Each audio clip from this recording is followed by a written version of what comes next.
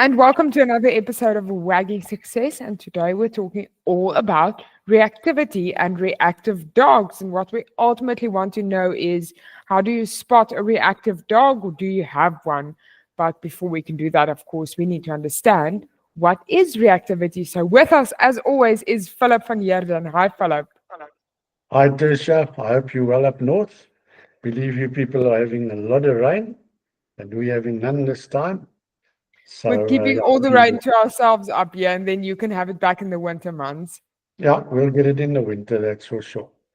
Okay, so reactivity, reactive dogs, reactivity.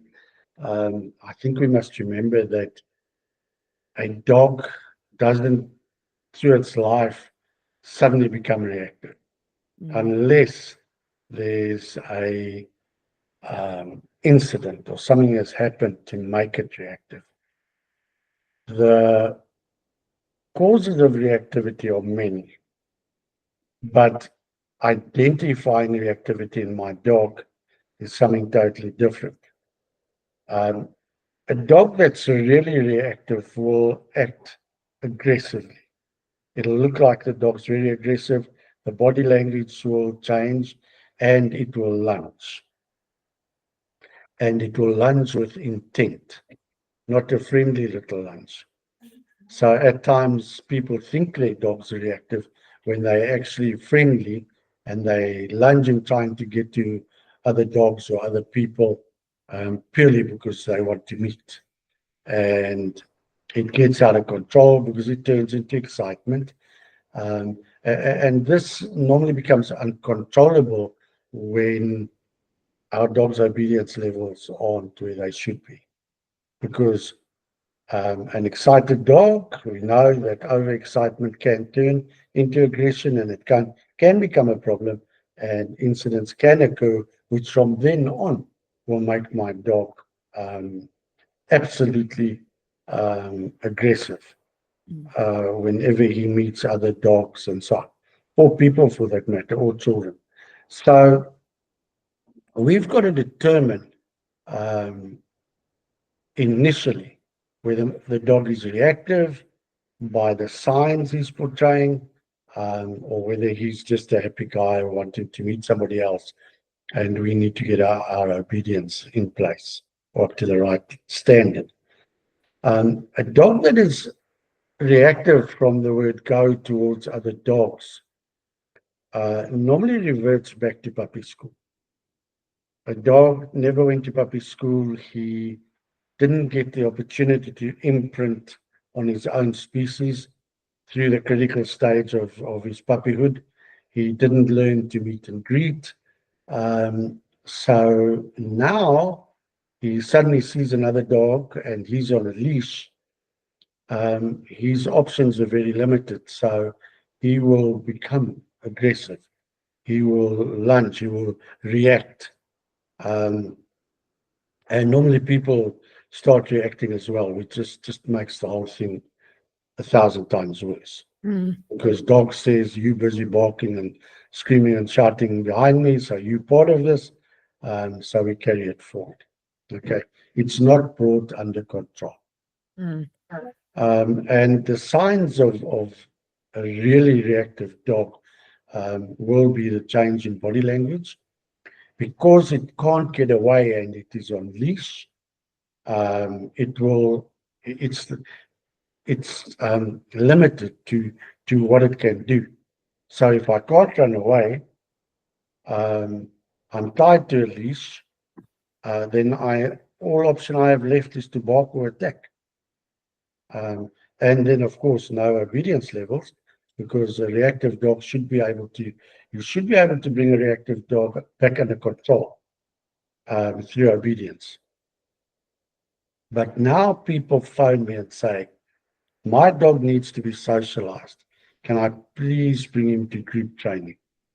And I say, no, because you cannot take the handler and the dog and throw them into the deep end when neither of them is prepared for it. It Absolutely, just, yes. yeah, it just makes the whole situation worse. Mm.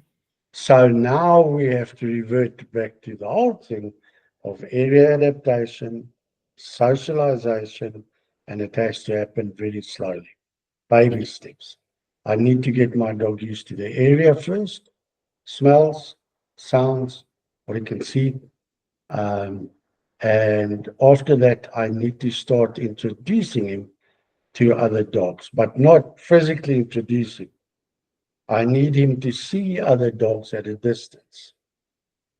And I need him to realize that that dog is not going to hurt him. He's got to get comfortable with that. So it is basically a form of rehabilitation. And rushed rehabilitation doesn't work. You have to work at the dog space. Mm. The dog must accept life, accept other animals. Um, we had a group where we had a very reactive dog wanting to join. After a couple of private sessions, doing area adaptation, and bringing this dog to the group, but not into the group. So when we were doing training in an area, this dog was about 50 meters away from us, doing exactly the same training. And every week we would bring this dog 5 meters closer. And at some stage, 5 meters was too much. So this dog would absolutely hurt. It would get sick. It would throw up slime and all sorts. And that out of stress. It took us a year to the date to get this dog into the group, into the bundle, where he was comfortable. That's how long he took. So your dog, if he is reactive, you've got to come all the way back. And Tisha, you know very well. I always say, go back, go back, go back a couple of steps. You've got to come back right to the beginning and say, okay, how am I going to stop this? Do I need professional help? Can I do it on my own? And what are the steps that need to be taken? Do Mm. your research, do your homework, contact us, we will help, whatever the case may be. But the signs are very clear.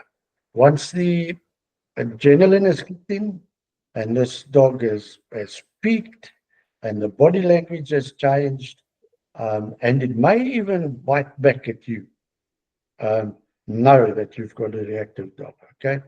Tail's normally stiff. Um, on a guy who's not reactive, his tail's going to be wagging. He might howl once or twice, so the beep beep sounds, but he'll look friendly. The body language won't change into rigidness. Um, he'll be a nice guy who's wanting to meet. And if you're having problems with it, come back again as well. Come back to obedience. Get your obedience sorted out, even area adaptation, even socialization. But with all these things, they go hand in hand with obedience. You've got to get your obedience up. So do obedience training one-on-one until you are comfortable, until the dog's comfortable. Then start getting into socialization, area adaptation, and you'll get the problem sorted.